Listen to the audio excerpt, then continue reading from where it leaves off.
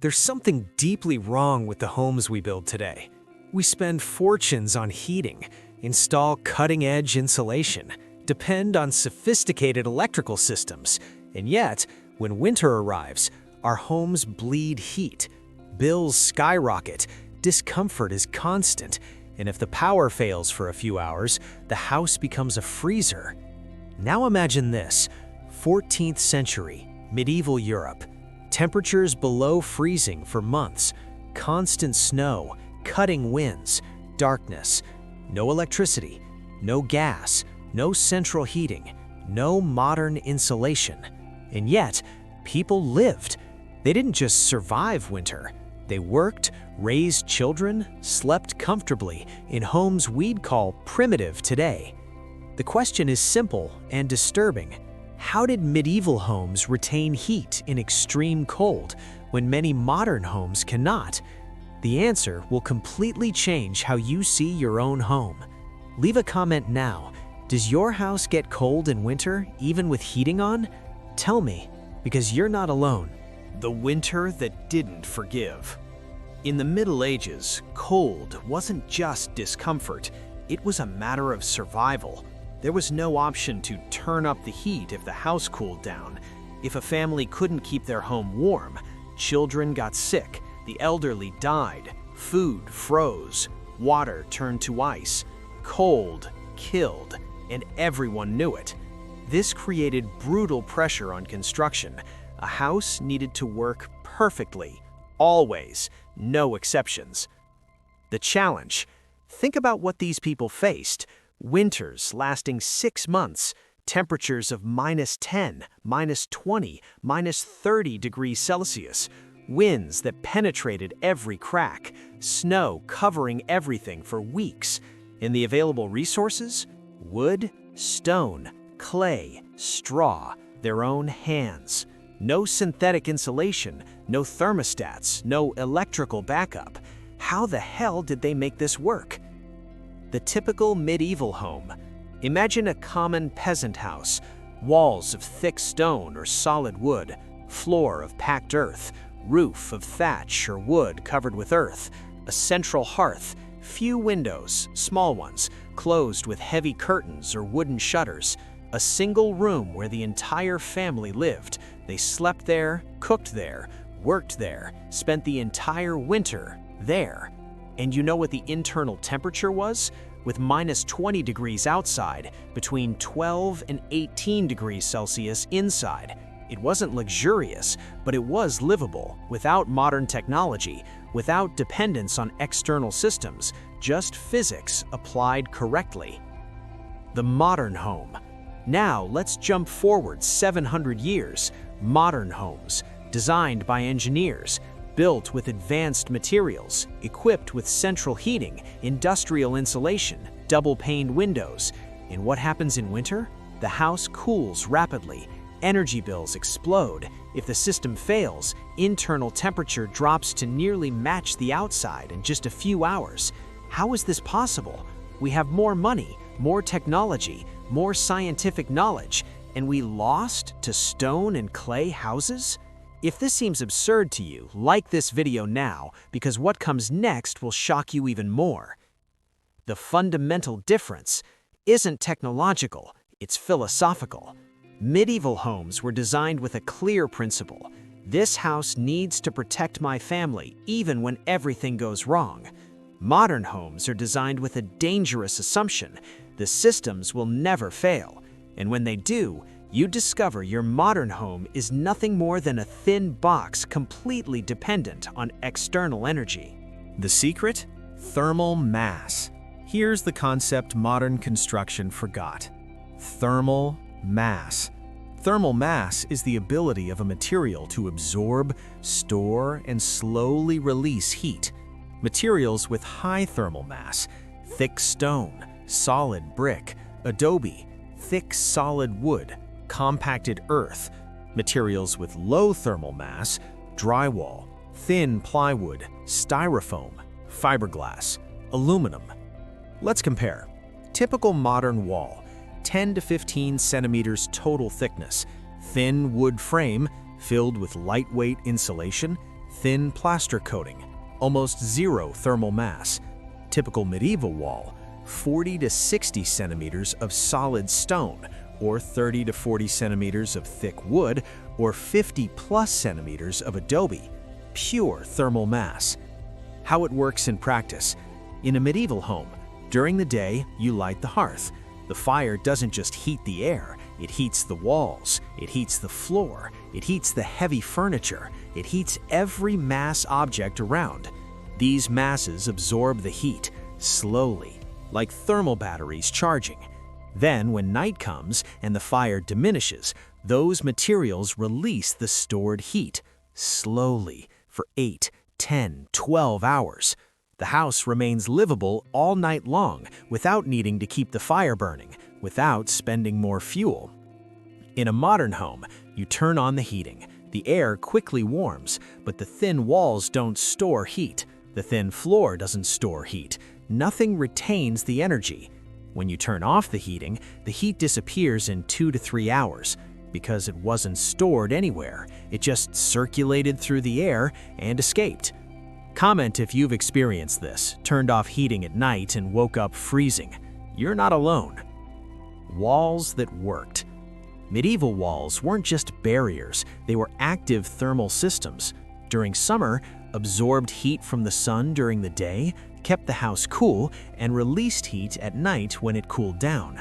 During winter, absorbed heat from the hearth, stored thermal energy, and released heat slowly for hours. The wall worked for you. Today, modern walls just separate inside from outside. They don't store anything, they don't regulate anything, they just exist. The floor that heated. Another brilliant detail, the floor. Medieval homes often had floors of packed earth or stone. You might think that must be cold. Wrong. Packed earth has enormous thermal mass. When the hearth warmed the house, the floor absorbed heat, and during the night, the floor released that heat from the bottom to top, heating exactly where people were. Modern floors of thin wood or laminate, zero thermal mass, zero storage. Intelligent geometry. Notice the shape of medieval homes. Compact, low ceilings, small spaces. Why? Basic physics. Heat rises. In a space with 4-meter ceilings, common in modern homes, heat rises to the ceiling, far from where people are. In a space with 2.2-meter ceilings, common in medieval homes, heat stays where people are. Moreover, smaller spaces heat faster, retain heat longer, require less energy. Form followed function. Share this video with someone who's tired of paying fortunes for heating. This could change their life. Fewer windows, more heat. Medieval homes had few windows, and when they had them, they were small. This wasn't ignorance, it was thermal engineering. Every window is a heat loss point. Even modern double-pane windows lose far more heat than a solid wall. Modern double glazing. Thermal resistance of approximately 0.3 to 0.5 meters squared K per W. 50 centimeter stone wall. Thermal resistance of approximately 1.0 to 1.5 meters squared K per W. The wall insulates 3 times better than the best window. Today, what do we value? Enormous windows, glass walls, abundant natural light. Visually beautiful, thermally disastrous. You're literally building thermal holes in your house and then spending energy to compensate. The central hearth. The hearth wasn't on an external wall, it was in the center of the house. Why? Because that way, heat radiated in all directions, warmed all surrounding rooms, warmed all internal walls, maximized thermal efficiency. Modern fireplaces on external walls, half the heat escapes directly outside. Metals that breathe. Here's where it gets interesting. Wood, stone, clay, and lime are hygroscopic materials. This means they absorb and release moisture. Why does this matter? Because humidity affects thermal comfort. Very dry air, common in modern heated homes, irritates throat, dry skin. causes respiratory problems, feeling cold even with adequate temperature. Air with balanced humidity, common in medieval homes, comfortable, healthy, feeling warm even with lower temperature. Medieval homes regulated humidity naturally. Materials absorbed excess moisture when humid and released moisture when air became dry, without needing humidifiers, without needing dehumidifiers, just natural physics. The roof that insulated. Medieval roofs had layers: structural wood, a layer of clay or mud, thick thatch, sometimes a layer of earth with grass. This created natural thermal insulation, rain protection, humidity regulation, more thermal mass. Modern thin roofs with ceramic or metal tiles, almost zero insulation. Heat escapes directly through the roof. No thermal bridges. This is technical but important. Thermal bridge is any point in the structure where heat escapes faster. Modern constructions are full of them. Exposed steel beams, aluminum window frames, poorly sealed corners, junctions between different materials. Metal conducts heat 50 times faster than wood. Each steel beam is like a thermal highway carrying heat outside. Medieval constructions minimized thermal bridges. Homogeneous materials, stone with stone, wood with wood, joints sealed with clay or moss, no exposed metals. Heat had no easy escape routes. Comment: do you feel cold air drafts at home, even with doors and windows closed? Those are thermal bridges in action. Deadly dependence. Modern homes are addicted to external systems. Without electricity, your house becomes a freezer in a few hours. Without gas, you have no way to warm up. Without the system working, you're at the mercy of the climate. And this creates a frightening vulnerability. 2021, winter storm in Texas, millions without power. Modern homes dropping to -10 degrees internally. People dying from cold inside their own homes. This shouldn't be possible, but it is, because homes were designed assuming systems would never fail. Financial collapse. Look at your energy bills. In cold regions, heating can represent 40 to 60% of annual energy spending, thousands of dollars or euros every year for decades, and most of that heat gets lost, escapes through thin walls, leaks through large windows, rises to high ceilings. You're literally heating the outside. The renovation trap. The industry sells you solutions. Install triple-pane windows, add wall insulation, replace your heating system. You spend $30,000, $60,000, $100,000, and it improves what? Maybe 20–30% efficiency? Because the fundamental problem, lack of thermal mass, is still there. You can't fix a defective design with expensive patches. Forgotten health.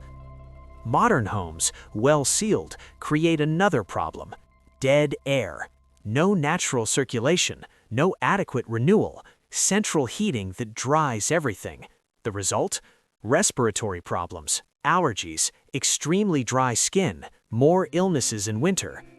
Medieval homes, with open hearths and materials that breathe, had fresh air constantly, naturally regulated humidity, healthier environment, less energy efficient, healthier to live in.